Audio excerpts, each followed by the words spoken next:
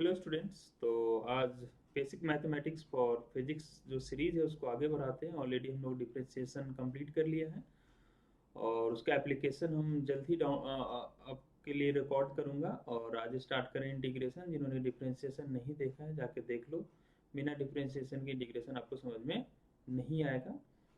तो इंटीग्रेशन होता क्या है? Integration is the reverse process of differentiation.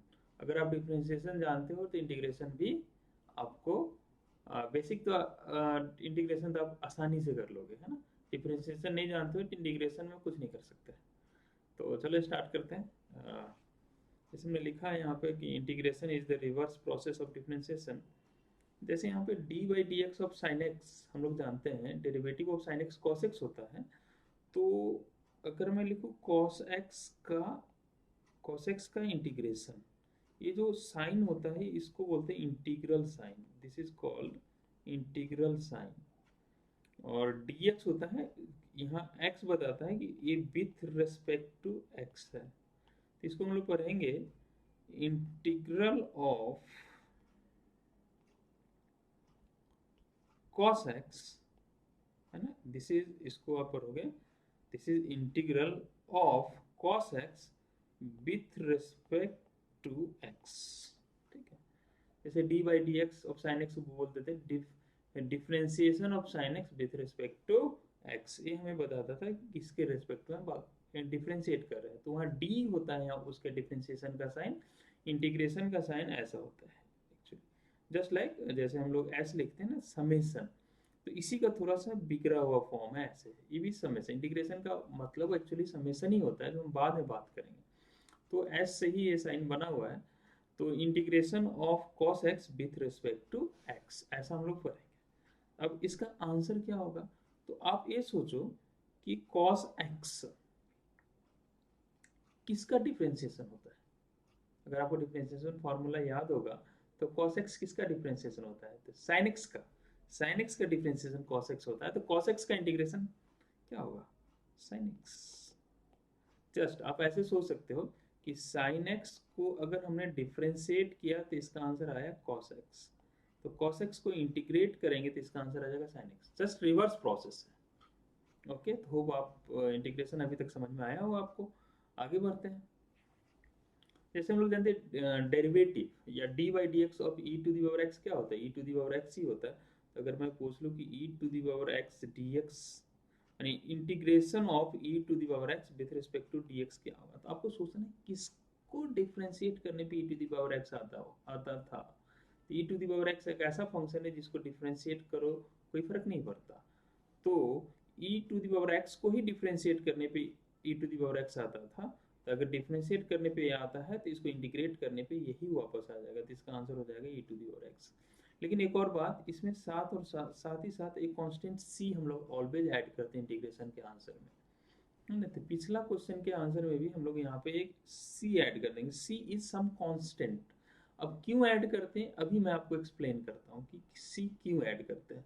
इसका रीजन मैं अभी आपको एक्सप्लेन करूंगा। एक और क्वेश्चन कर लेते हैं या भी एक्सप्लेन कर देता हूँ। जैसे जैसे आपने अभी यहाँ देखा e d by d x of e to the power x क्या होता है? E to the power x ही होता है। अगर मैं बोला d by d x of e to the power x plus 5 का डेरिवेटिव क्या होगा? तो हमें पता है कि सम के केस में डेरिवेटिव दोनों का अलग अलग हो जाता है।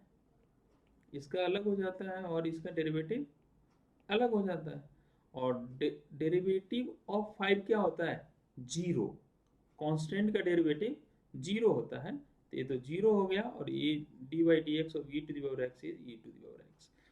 तो अभी हमने बोला कि जैसे हमें e to the power x d x का इंटीग्रेशन करना है। यहाँ आपको सोचना पड़ता है कि किस फंक्शन को डिफ्रेंशिएट किए होंगे तो ई टू दी पावर एक्स आएगा।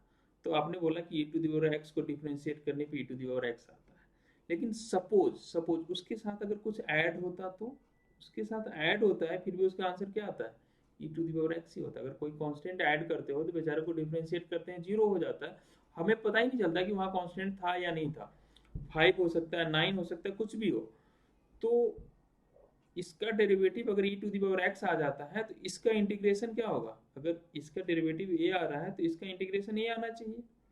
ई to the power x plus 5। अब 5 रहे, 9 रहे, 10 रहे, 20 रहे, √3 रहे, किसी का भी डिफरेंशिएशन 0 ही आ जाएगा। तो अब हम यहाँ पर कोई भी कांस्टेंट हो सकता है, तो इंटीग्रेशन क्या रिवर्स करने का प्रोसेस है। तो यहाँ पर एक कांस्टेंट हो सकता है रहा हो, और क्या है हम बता ही नहीं सकते, इसीलिए यहाँ पर एक हम लोग सी लिख देते हैं कि कोई एक कांस्टेंट था जिसको डिफरेंशिएट करने पे 0 हो गया होगा, इसलिए यहाँ पे एक सी ऐड करते हैं। जैसे d by d x of ten x है सेक स्क्वायर एक्स, तो अगर मैं आपसे पूछ लूँ कि sec square x d x, sec square x का इंटीग्रेशन क्या होगा, तो आपको ध्यान फार्मूला आपको लर्न करना पड़ेगा या याद करना पड़ेगा। यार टेन एक्स किसको डिफ्रेंशिएट करने पे आता था, सेक स्क्वायर एक्स किसको डिफ्रेंशिएट करने पे आता था, तो टेन एक्स को करने पे आता था, तो इसका आंसर हो जाएगा टेन एक्स। लेकिन अगर यहाँ पर टेन एक्स प्लस 9 होता, फिर उसका डेरिवेटिव क्या आता, सेक स्क्वायर एक्स ही आता था, हमें पता नहीं है कि वो कांस्टेंट क्या था, इसलिए यहाँ से यहाँ गए तो इंटीग्रेट करने पे यहाँ से यहाँ आएंगे, तो इसलिए प्लस सी, आपको हमेशा इंटीग्रेशन के आंसर में प्लस सी लगाना है, सी is some constant.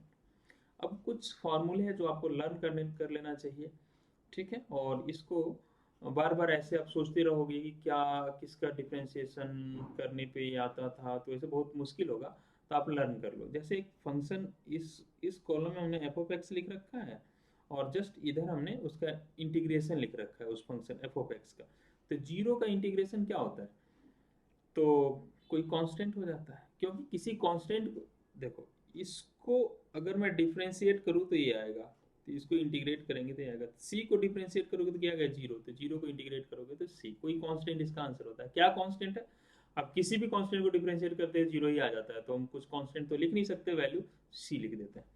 E to the power x का integration e to the power x, 1/x का integration ln mod of x, और सब में है ना, इंटीग्रेशन में एक प्लस सी आपको लगाना है, सी में सी क्या लगाएं, उसे नहीं लगाता।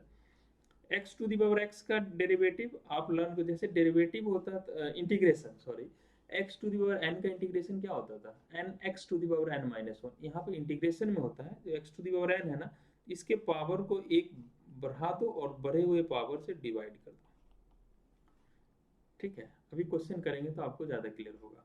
जैसे हमें करना है, पूछा कि D by d x of x 4 क्या होगा, तो आप क्या करो, इस पावर को एक से इंक्रीज करा दो, 4 को एक से इंक्रीज कराओगे, 4 + 1 5, और उस बढ़े हुए पावर से डिवाइड कर दो, ये इसका आंसर हो जाएगा।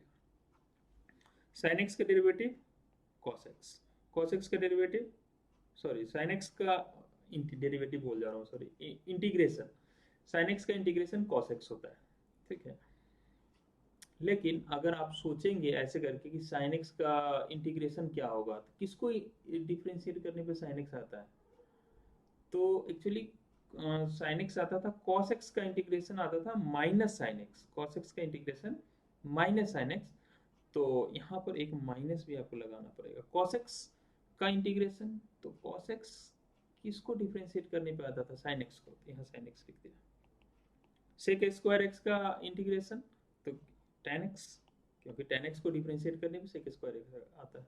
कॉसेक स्क्वायर एक्स का इंटीग्रेशन, कॉसेक स्क्वायर एक्स किसको डिफ्रेंशिएट करने पे आता था, कॉट एक्स को, तो यहाँ पर कॉट एक्स का डेरिवेटिव एक्चुअली होता था माइनस कॉसेक स्क्वायर एक्स, तो यहाँ माइनस लगाते थे। डिफ्रेंशिएशन में जो सी से शुरू होता था उसके आगे माइनस लगता था, जैसे d by d x of cos x, मैंने बताया था क्या होता है माइनस साइन एक्स, जो सी से शुरू होता है उसका आंसर जो होता है वो माइनस के साथ शुरू होता है। अब इंटीग्रेशन में उल्टा, जिसका आंसर सी से शुरू होगा उसके आगे आंसर में माइनस लगा दो, वहां क्वेश्चन सी से शुरू होता था तो आंसर में क्या होता था, माइनस लगता था, यहाँ पर आंसर सी से शुरू होता है तो आंसर में ही माइनस लगा दो, डिपेंड करता है आंसर पे, ठीक है। आगे बढ़ते हैं, sec x into tan x का इंटीग्रेशन क्या होगा, तो किसको डिफ्रेंशिएट करने पे sec x into tan x आता था, सेक एक्स को ही तो आता था, तो sec x plus c. Cosec x into cot x किसको डिफरेंशिएट करने पे आता था, कॉसेक एक्स को डिफरेंशिएट करने पे आता था minus cosec x into cot x, या इसका आंसर सी से शुरू हो रहा है तो इसके आगे माइनस लगाओ। 1 माइनस एक्स स्क्वायर किसको डिफरेंशिएट करने पे आता था, साइन इनवर्स एक्स को, तो ये हो जाएगा साइन इनवर्स एक्स प्लस सी। और इसमें साथ में एक और बात है, मैंने आपको एक और बात बताया था कि अगर कॉस इनवर्स एक्स का डेरिवेटिव अगर आपको याद हो तो कॉस इनवर्स एक्स का डेरिवेटिव क्या होता था, माइनस ऑफ दिस, तो माइनस लगा दिए यहाँ पर तो ये आ जाएगा cos inverse x plus C, या आप इसी को लिख सकते हो, इसी को, इस माइनस को अगर आप इधर से इधर ले आओगे तो ये तो ऐसा बन जाएगा, और इसका आंसर लिख सकते हो आप माइनस का कॉस इनवर्स एक्स प्लस सी। tan इनवर्स एक्स का डेरिवेटिव क्या होता था, 1/1 प्लस एक्स स्क्वायर, तो 1/1 प्लस एक्स स्क्वायर का डेरिवेटिव इंटीग्रेशन होगा tan इनवर्स एक्स प्लस सी। और आपको पता था कि कॉट इनवर्स एक्स का डेरिवेटिव क्या होता था, -1 अपॉन, है ना, D by d x of, लिख देता हूँ मैं ताकि आप कंफ्यूज ना करो, कॉट इनवर्स एक्स का जो डेरिवेटिव होता था वो होता था minus of 1 plus x square. ठीक है, ये होता है डेरिवेटिव। तो अगर मुझे इंटीग्रेशन करना है इसका 1/1 प्लस एक्स स्क्वायर का, तो अगर इधर से इधर आए तो इधर से इधर चले जाएंगे, और ये माइनस को इधर लेके चले जाते हैं तो हो जाएगा minus cot inverse x plus c. तो इसका आंसर ऐसा भी होता है minus of cot inverse x plus c, इन दोनों में से कोई भी आंसर हो सकता है इसका। सिमिलरली सेक इनवर्स एक्स का डेरिवेटिव क्या होता था, 1/mod x root x square minus 1, इसका इंटीग्रेशन हो जाएगा sec inverse x plus C, या माइनस का cosec inverse x plus C, same logic से। ठीक है, तो मेरे ख्याल से यहाँ तक आपको ये 2 पेज फॉर्मूला है, इनको लर्न कर लेना। ठीक है, और इनको आज लर्न करो। नेक्स्ट वीडियो में मैं आपको एक थ्योरम बताऊंगा और बढ़िया बढ़िया इंटीग्रेशन को कैसे सॉल्व करते हैं वो भी बताऊंगा। तो चलो आप इनको लर्न कर लो आज, ठीक है, ताकि नेक्स्ट वीडियो में हम आपको और भी चीज़ें बता सकें। ओके।